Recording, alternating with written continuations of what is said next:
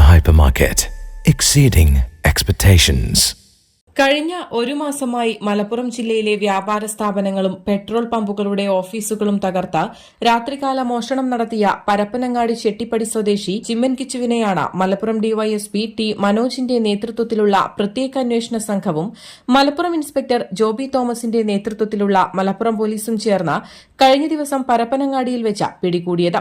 Petrol പമ്പുകളും വ്യാപാര സ്ഥാപനങ്ങളും കേന്ദ്രീകരിച്ച് ജില്ലയ്ക്കകത്ത് നിരവധി മോഷണ കേസുകൾ റിപ്പോർട്ടായതിനെ തുടർന്ന് മലപ്പുറം ജില്ലാ പോലീസ് മേധാവി എസ് ശശിധരൻ IPSന്റെ നിർദ്ദേശപ്രകാരം മലപ്പുറം ഡിവൈഎസ്പിയുടെ നേതൃത്വത്തിൽ പ്രത്യേക അന്വേഷണ സംഘം രൂപീകരിക്കുകയും തുടർന്ന് 200ഓളം CCTVകൾ പരിശോധിച്ചും ശാസ്ത്രീയ തെളിവുകൾ ശേഖരിച്ചും നടത്തിയ അന്വേഷണത്തിലാണ് പ്രതി പോലീസിന്റെ വലയിലാകുന്നത്. പോലീസിനെ ആക്രമിച്ച് രക്ഷപ്പെടുവാൻ ശ്രമിച്ച പ്രതിയെ പോലീസ് സാഹസികമായി കീഴ്പ്പെടുത്തിയാണ് അറസ്റ്റ് ചെയ്തത്. പ്രതിയെ ചോദ്യം ചെയ്തതിൽ ജില്ലയ്ക്കകത്തും പുറത്തുമായി 15ഓളം കേസുകൾക്കാണ് തുമ്പായത്. പോലീസ് പിടികൂടുന്ന സമയം പ്രതിയുടെ കൈവശമുണ്ടായിരുന്ന ആഡംബര ഇരുചക്രവാഹനവും പോലീസ് കണ്ടെടുത്തു.